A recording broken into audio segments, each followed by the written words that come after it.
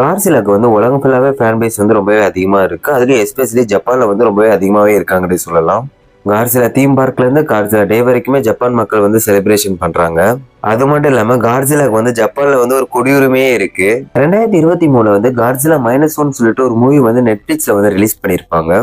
ரொம்பவே கம்மியான பட்ஜெட்ல தான் அந்த மூவி வந்து மேக்கே பண்ணிருப்பாங்க. ஆனா அந்த மூவியோட ஸ்டோரியா இருக்கட்டும், இல்ல காட்ஜிலா காட்டின விதமா இருக்கட்டும், இல்ல அதுக்கு யூஸ் பண்ண சிஜியா இருக்கட்டும், எல்லாமே டாப் நாட்ச்னே சொல்லலாம். அந்த அளவுக்கு இந்த மூவி வந்து ரொம்பவே நல்லாவே செதுக்கியிருந்தாங்க. இந்த மூவி ஃபுல்லாவே ஒரு வேர்ல்டு வார் 2 காலகட்டத்துல தான் நடக்கிற மாதிரி காமிச்சிருந்தாங்க நம்மளுக்கு. அதோட இந்த மூவி வந்து ரொம்பவே பயங்கரமான சக்சஸ் வந்து அடைஞ்சிச்சு. அண்ட் ஆஸ்கார் கூட வின் பண்ணுச்சுங்க. நீங்களே சொல்லுங்க, இந்த மாதிரி பண்ண இந்த படத்தை வந்து சும்மா விடுவாங்களா? அதனால இந்த மூவிக்கு வந்து இப்போ ஒரு ப்ரீக்வல் ஸ்டோரி வந்து ரெடி பண்ணிட்டு இருக்காங்க. இந்த மூவியோட நேம் வந்து காட்ஜிலா -0 வச்சிருக்காங்க. இந்த மூவியோட ஃபர்ஸ்ட் பார்ட் எடுத்த டைரக்டரும் ரைட்டருமான டக்காஷி யாமசாக்கி தான் இந்த மூவியும் எடுக்க போறாரு. மோஸ்ட்லி இந்த மூவி வந்து 2026 எண்ட்ல வந்து ரிலீஸ் பண்ண போறதா சொல்லியிருக்காங்க.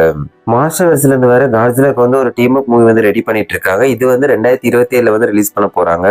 அதனால நம்ம பேக் டு பேக் வந்து காட்ஜிலா மூவி வந்து தியேட்டர்ல பாக்குறதுக்கு வந்து சான்சஸ் அதிகமாவே இருக்கு. காட்ஜிலா -1 மூவியை வந்து உங்களை யாராவது இது வரைக்கும் பார்க்காம இருந்தீங்கன்னா மறக்காம செக் பண்ணி பாருங்க. ஹைலைட் ரெக்கமெண்டட்னு சொல்லுவேன். சரி வரட்டா?